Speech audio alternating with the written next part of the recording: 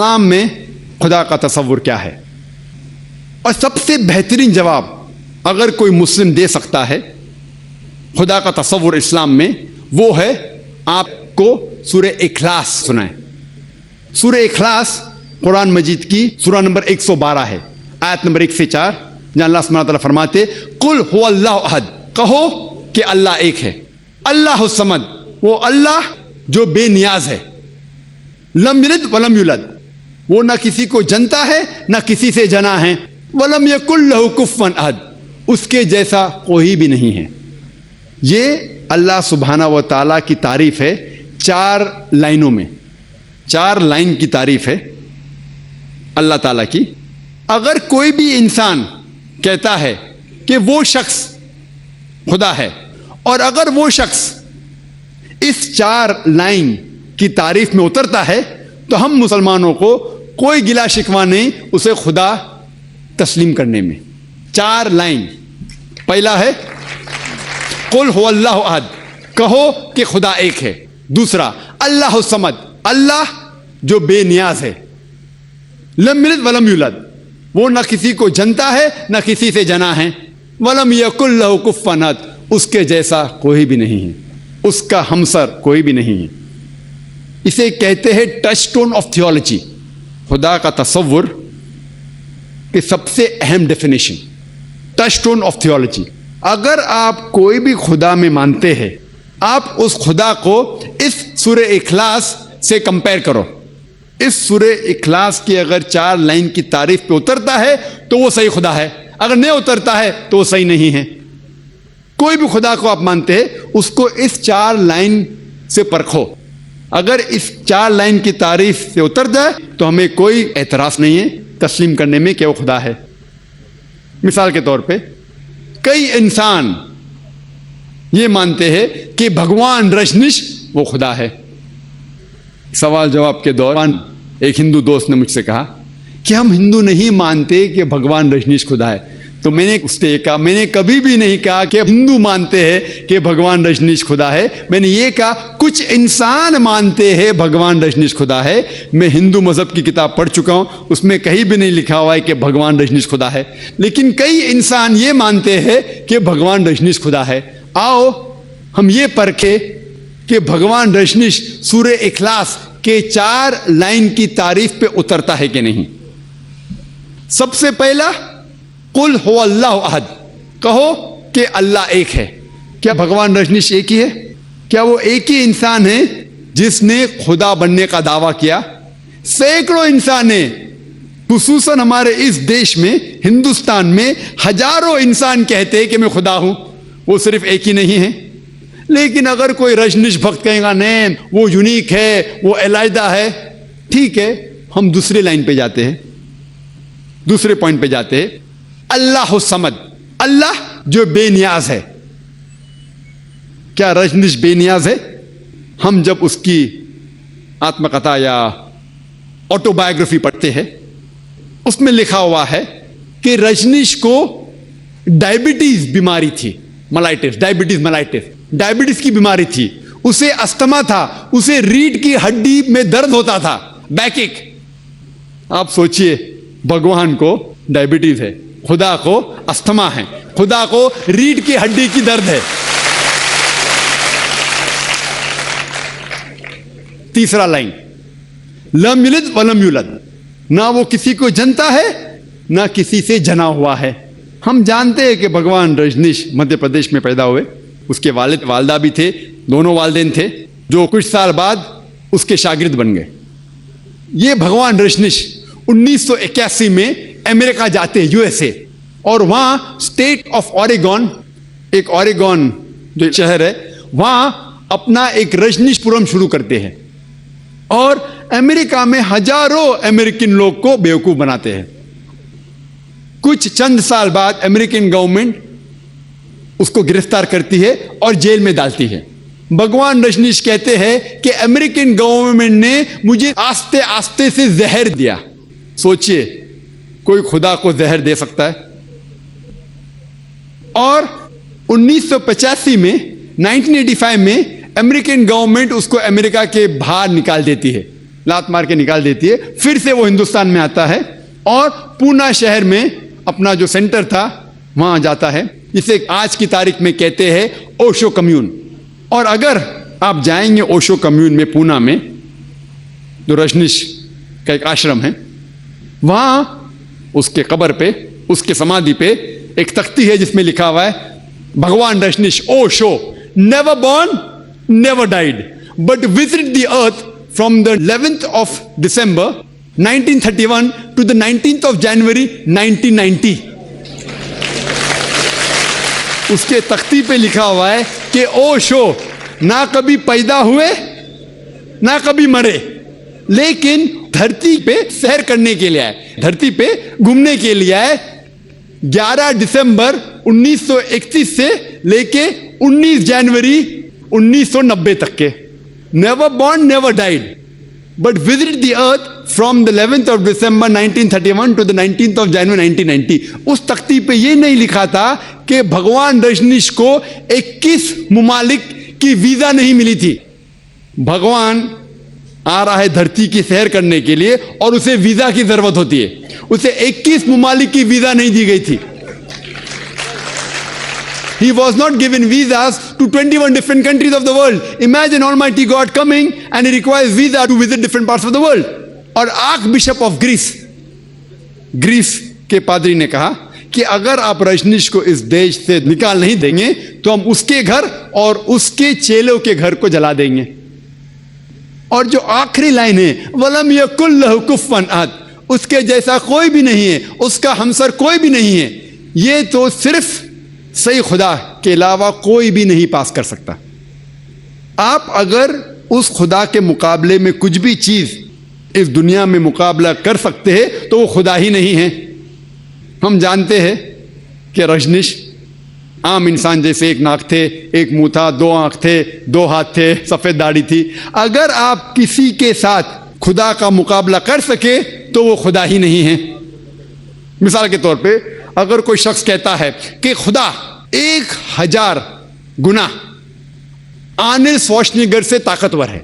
Arnold شوارزنیگر کا نام سنے ہوں گے آپ نے. آرنلڈ شوارزنیگر جس کو لقب ملا ہے مسٹر یونیورس, سارے جہاں میں سب سے طاقتور انسان, اس کو ٹائٹل ملا تھا سب سے طاقتور انسان آرنلڈ شوارزنیگر. اگر کوئی شخص کہتا ہے کہ خدا 1000 گنا آرنلڈ شوارزنیگر سے زیادہ طاقتور ہے, آپ اگر خدا کا مقابلہ کسی سے بھی کر سکے, کس سے بھی کرتے ہیں, چاہے وہ آرنلڈ شوارزنیگر ہو, چاہے وہ دارا سنگھ ہو, یا چاہے کنگ کانگ ہو, چاہے 1000 گنا ہو, لاکھ گنا ہو, یا کروڑ گنا ہو, اگر آپ خدا کا مقابلہ کس سے بھی کر سکے اس دنیا میں, اس کا ہمسر کچھ بھی ہے, کس سے بھی آپ کمپیئر کر سکے تو وہ خدا ہی نہیں. وَلَمْ يَكُنْ لَهُ كُفُوًا أَحَدٌ. یہ 4 لائن کا ڈیفینیشن ہے سورہ اخلاص قرآن مجید میں خدا کی تعریف میں. اگر کوئی بھی شخص کہتا ہے کہ یہ خدا ہے, کوئی بھی انسان کہتا ہے کہ یہ خدا ہے, اگر اس 4 لائن کی تعریف میں اترتا ہے تو ہمیں اسے تسلیم کرنا چاہیے کہ وہ صحیح خدا ہے. ورنہ اللہ تعالیٰ فرماتے ہیں سورہ اسراء میں سورہ نمبر 17 آیت نمبر 110 میں قُلِ ادعُوا اللَّهَ أَوِ ادْعُوا الرَّحْمَٰنَ أَيَّمَّا تَدْعُوا فَلَهُ الْأَسْمَاءُ الْحُسْنَىٰ. چاہے آپ کہو اسے رحمان, اللہ کو چاہے رحمان کہو یا اللہ کہو, کچھ بھی کہو لیکن اچھا نام کہو. اور اس کے کئی ایٹریبیوٹس ہے, اللہ سبحانہ و تعالیٰ کے کئی نام ہیں, لیکن وہ نام صحیح ہونا چاہیے اور ایک مینٹل پکچر نہیں ہونا چاہیے. آپ کو آپ کے ذہن میں عکس نہیں پیدا کرنا چاہیے. تقریباً 99 نام اللہ سبحانہ و تعالیٰ کے, الرحمن, الرحیم, الحکیم, most gracious, most merciful, most wise, no less than 99. اور سب سے اوپر اللہ. ہم مسلمان خدا کو عربی لفظ اللہ سے کیوں پکارتے؟ اس کی وجہ ہے ہم مسلمان اللہ سبحانہ و تعالیٰ کو اللہ لفظ سے کیوں پکارتے بنسبت انگلش ورڈ گاڈ سے؟ کیونکہ باقی جتنے لفظ ہے وہ زبان میں اس سے کھلواڑ کر سکتا ہے انسان. مثال کے طور پہ جو لوگ انگلش میں کہتے ہیں گاڈ یا خدا یا دیو, یہ جتنے الفاظ ہے اس سے ایک انسان کھیل سکتا ہے. مثال کے طور پہ گاڈ ہے, اگر آپ ایس لگائیں گے تو ہو جائے گا گاڈز, پلورل آف گاڈ. اللہ کا کوئی پلورل نہیں، کوئی جمع نہیں. اگر آپ ایس لگاتے گاڈ کو انگریزی میں تو گاڈز ہو جاتا ہے، خدا کی جمع. جو اسلام میں قل هو اللہ احد، اللہ ایک ہے. اگر آپ DESS جوڑتے ہیں گاڈ کو، ہو جاتا ہے گاڈس، مطلب عورت خدا. اور اسلام میں اللہ سبحانہ و تعالیٰ کا جنس نہیں، نہ وہ مرد ہے نہ عورت ہے.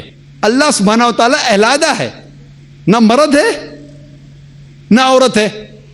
اللہ از یونیک. اگر آپ گاڈ کو ایڈ کریں گے فادر، وہ ہو جاتا ہے گاڈ فادر. ہی از مائی گاڈ فادر، ہی از مائی گارڈین. اسلام میں اللہ فادر، اللہ ابا نہیں ہے. اگر آپ مدر جوڑتے گاڈ کو، ہو جاتا ہے گاڈ مدر. اسلام میں اللہ مدر نہیں ہے. اسی لیے ہم مسلم خصوصاً اللہ کو اللہ سے پکارتے ہیں، دوسرے کوئی لفظ سے نہیں. کیونکہ دوسرے الفاظ جو ہے اس سے ایک انسان کھلواڑ کر سکتا ہے. مثال کے طور پہ دیو، دیو کو اگر کہے دیو، اگر ای لگا دیں گے تو دیوی ہو گیا. دیو نے مذکر، دو ہو گئے نا، دیو اور دیو، یہاں فیمیل اینڈ میل. اسلام میں God is neither female neither male, نہ مرد نہ عورت ہے. دیوتاؤں یعنی بہت سے دیو ہو گئے. تو اسی لیے ہم مسلمان خصوصاً اللہ کو اللہ سے پکارتے ہیں. لیکن جب میں تقریر کرتا ہوں جو غیر مسلم کے سامنے، جسے اللہ سبحانہ و تعالیٰ کے بارے میں صحیح علم نہیں ہے، تو میں لفظ گاڈ استعمال کرتا ہوں، لفظ خدا بھی استعمال کرتا ہوں، جس طریقے سے آج کر رہا ہوں. لیکن میں یہ کہنا چاہتا ہوں کہ خدا یا گاڈ اللہ کا صحیح ترجمہ نہیں ہے. لوگ اسے نہیں سمجھتے، اسی لیے میں خدا کہہ رہا ہوں یا گاڈ کہہ رہا ہوں. لیکن صحیح معنی میں اللہ کا ترجمہ گاڈ بھی غلط ہے اور خدا بھی غلط ہے. اسی لیے ہم مسلمان اللہ کو عربی میں اللہ کہتے ہیں. ورنہ قرآن کیا ہے؟ قل ادعوا اللہ عبد الرحمن ایما تدعوا فلہ الاسماء الحسنی. آپ چاہے اللہ کو رحمان کہو یا اللہ کہو، اس سے کچھ بھی کہو، لیکن ایک اچھا نام دو. تو اس سے ہمیں پتہ چلتا ہے کہ اگر ہر انسان یہ مانے کہ ساری انسانیت کا خدا ایک ہے، رب ایک ہے، خالق ایک ہے، تو ہی ہم ایک بھائی چارہ، عالمی بھائی چارہ کے اوپر عمل کر سکتے ہیں. اور یہ عالمی بھائی چارہ کی بنیاد ہے فیتھ. اسے کہتے ہیں ایمان کا بھائی چارہ. اگر ہر انسان کو ایمان ہے کہ ہمارا رب ایک ہے، ہمارا خالق ایک ہے، ہمارا خدا ایک ہے، تو ہی ہم ایک عالمی بھائی چارہ کے اوپر عمل کر سکتے ہیں. اور یہ بھائی چارہ باقی سارے بھائی چاروں سے اونچا ہے، چاہے وہ خون کا بھائی چارہ ہو یا کوئی بھی بھائی چارہ ہو. اور یہ ایمان کا بھائی چارہ کہ رب ایک ہے، خالق ایک ہے، خدا ایک ہے اور اسی کی عبادت کرنا چاہیے، یہ بھائی چارہ صرف ہاریزونٹلی سارے دنیا میں نہیں پھیلتا، صرف دنیا کے لوگ جو جی رہے ہیں اس کے اندر نہیں، لیکن ورٹیکلی بھی، اوپر اور نیچے بھی، جو قوم جو انسان پہلے بھی آ چکے دنیا میں اور جو ہمارے بعد آئیں گے ان کو بھی سمیٹتا ہے. تو یہ عالمی بھائی چارہ جو ایمان کی بنیاد پہ ہے کہ خالق ایک ہے، رب ایک ہے اور اسی کی عبادت کرنا چاہیے، جسے کہتے ہیں توحید اسلام میں، وہ بھائی چارہ نہ ہی سارے انسان جو آج موجود ہے ان کو سمیٹتا ہے، لیکن جو انسان پہلے جو گزرے اور جو آئیں گے ان کو بھی سمیٹتا ہے. اور یہ بھائی چارہ باقی سارے بھائی چاروں سے اونچا ہے، چاہے وہ خون کے رشتے کا بھائی چارہ ہو. اور اس میں کئی مثال ہے قرآن مجید میں. اللہ تعالیٰ فرماتے سورہ اسراء میں سورہ نمبر 17 آیت نمبر 23 اور 24 میں کہ اللہ کی عبادت کے بعد آپ کو اپنے والدین سے اچھا سلوک کرنا چاہیے، ان کی عزت کرنا چاہیے. اور کوئی بھی ایک یا دونوں اگر ضعیف ہو جائے، ان کی عمر زیادہ ہو جائے، ضعیف ہو جائے، تو ان کو اف تک مت کہو. آپ کے والد یا والدہ، ماں یا باپ، کوئی بھی ضعیف ہو جائے اف تک مت کہو، لیکن ان سے اچھا برتاؤ کرو، اچھا سلوک کرو اور اللہ سبحانہ و تعالیٰ سے دعا کرو کہ ان پہ کرم کرو جس طریقے سے انہوں نے ہماری پرورش کی. والدین کی بہت عزت ہے قرآن میں، لیکن اس کے باوجود یہ لکھا ہوا ہے کہ اگر والدین اللہ کے خلاف ہے تو اس وقت لکھا ہے سورہ لقمان میں سورہ نمبر 31 آیت نمبر 15 میں کہ آپ والدین کی عزت کرو، لیکن اگر والدین جد و جہد کرے، زبردستی کرے آپ کو اس کی عبادت کرنے سے جو اللہ کے علاوہ کوئی اور ہے، جس کا علم آپ کو نہیں ہے، تو آپ ان کی بات مت مانو، لیکن پھر بھی ان سے اچھا سلوک کرو، والدین کی عزت کرو، لیکن اگر وہ اللہ کے خلاف جائے تو اس وقت ان کی بات مت مانو، لیکن پھر بھی ان کی عزت کرو، ان سے اچھا سلوک کرو۔ اور کئی مثال ہے قرآن مجید میں، جو نبیوں کی مثال ہے، کئی رسول کی مثال ہے۔ مثال کے طور پہ قرآن میں ذکر ہے سورہ ہود میں سورہ نمبر 11 آیت نمبر 45 to 47، اس میں نوح علیہ السلام کا ذکر ہے، اور ہم جانتے ہیں prophet Noah peace be upon him, نوح علیہ السلام کا ذکر اکثر لوگ جانتے ہیں کہ اللہ سبحانہ و تعالیٰ نے ان کو وحی نازل کی تھی کہ ایک بارش ہوئیں گی، فلڈ آئیں گا، اسی لیے ایک کشتی بناؤ، ایک آگ بناؤ، اور نوح علیہ السلام نے ایک کشتی بنائی۔ لیکن نوح علیہ السلام اللہ سبحانہ و تعالیٰ سے دعا کرتے کہ آپ میرے فیملی ممبرز کو، میرے جو گھر کے لوگ ہیں ان کو آپ بچائیں گے، اور اللہ تعالیٰ وعدہ کرتے کہ میں آپ کے فیملی ممبرز کو، آپ کے گھر کے لوگ کو بچاؤں گا۔ اور پھر نوح علیہ السلام ایک بڑی کشتی بناتے، کچھ لوگ ان کے اوپر یقین کرتے، اکثر لوگ یقین نہیں کرتے، اور ان میں سے ایک ہوتا ہے ان کا بیٹا جو کہتا ہے کہ بارش کیسے ہو سکتی ادھر، وہ کہتا ہے اگر بارش آئیں گی تو میں ایک پہاڑ کی اونچی چوٹی پہ جا کے چڑھ جاؤں گا۔ وہ نوح علیہ السلام کی بات نہیں مانتا، اپنے والد کی بات نہیں مانتا۔ کچھ وقت بعد بارش آتی ہے، فلڈ ہو جاتا ہے، کشتی اونچی ہوتی جاتی اور پانی اونچا ہوتے جاتا ہے، اور نوح علیہ السلام کے بیٹے پہاڑ کی چوٹی پہ جا کے بیٹھ جاتے ہیں، بولتے کہ میں یہاں محفوظ رہوں گا۔ پانی بڑھتا جاتا ہے، پھر انہیں پتہ لگتا ہے کہ وہ غلط تھے، اور پانی اس چوٹی کے اونچائی تک پہنچتا ہے۔ وہاں جب نوح علیہ السلام کے بیٹے پکارتے مدد کے لیے اپنے والد سے کہ مجھے بچاؤ، تو نوح علیہ السلام اللہ سے فرمائش کرتے کہ آپ نے تو وعدہ کیا تھا مجھے کہ آپ میرے فیملی کے لوگ کو بچائیں گے، آپ میرے فیملی ممبرز کو بچائیں گے۔ تو اللہ تعالیٰ آیت نازل کرتے ہیں کہ آپ کا بیٹا آپ کے فیملی میں سے نہیں ہے، آپ کا بیٹا آپ کا فیملی ممبر نہیں ہے۔ مطلب یہ ایمان کا بھائی چارہ خون کے بھائی چارے سے کہیں اونچا ہے۔ اور نوح علیہ السلام کا بیٹا ڈوب جاتا ہے۔ اسی طریقے سے ذکر ہے قرآن مجید میں سورہ توبہ سورہ نمبر 9 آیت نمبر 114 میں کہ ابراہیم علیہ السلام اپنے والد جو بت پرست کرتے تھے ان کے خلاف جاتے ہیں، تو ان کے والد ان کو گھر سے نکال دیتے، پھر بھی وہ ان کی عزت کرتے، لیکن کہتے وہ غلط تھے، وہ گھر سے باہر چلے جاتے۔ ذکر ہے قرآن مجید میں سورہ تحریم میں سورہ نمبر 66 آیت نمبر 10 میں کہ لوط علیہ السلام کی بیوی ان کا کہنا نہیں مانتی، نبی تھے، ان کی بیوی نے کہنا مانی، ان کی بیوی تباہ ہو گئی۔ ہمیں قرآن مجید کے اندر ایک ایگزامپل ملتا ہے سورہ تحریم میں سورہ نمبر 66 آیت نمبر 11 میں کہ فرعون کی بیوی، فرعون ایک ظالم انسان، اس کی بیوی اچھی حضرت آسیہ، سورہ تحریم سورہ نمبر 66 آیت نمبر 11 میں حضرت آسیہ دعا کرتے اللہ تعالیٰ سے کہ آپ مجھے جنت میں گھر دو۔ فرعون جو سب سے ظالم انسان اس ٹائم کا، اس کی بیوی الحمدللہ مومنہ۔ تو آپ دیکھیں گے کہ قرآن مجید میں کئی ایگزامپل دیے گئے ہیں، اور یہ بھائی چارہ جو ایمان کا بھائی چارہ ہے کہ خدا اللہ ایک ہے، رب ایک ہے، خالق ایک ہے سارے انسانیت کا، صرف اسی کی عبادت کرنا چاہیے، وہ بھائی چارہ باقی سب بھائی چارے سے اونچا ہے، اور صرف یہی ایک نقطہ ہے جس کے وجہ سے ساری دنیا کے انسان ایک ہو سکتے ہیں اور ایک بھائی چارے کے اندر آ سکتے۔ میں اس تقریر کو ختم کرتا ہوں قرآن کی آیت سے، سورہ نساء کی سورہ نمبر 4 آیت نمبر 1، جس میں اللہ تعالیٰ فرماتے یا ایھا الناس اتقوا ربکم الذی خلقکم من نفس واحدہ خلق منہا زوجہا، کہ یا انسانوں میں نے تم کو بنایا ایک انسان سے، ایک مرد سے، اور اس سے پیدا کیا اس کی بیوی، اور آپ اس رب کی عزت کرو اور اس رب کی عبادت کرو۔ وآخر دعوانا الحمدللہ رب العالمین۔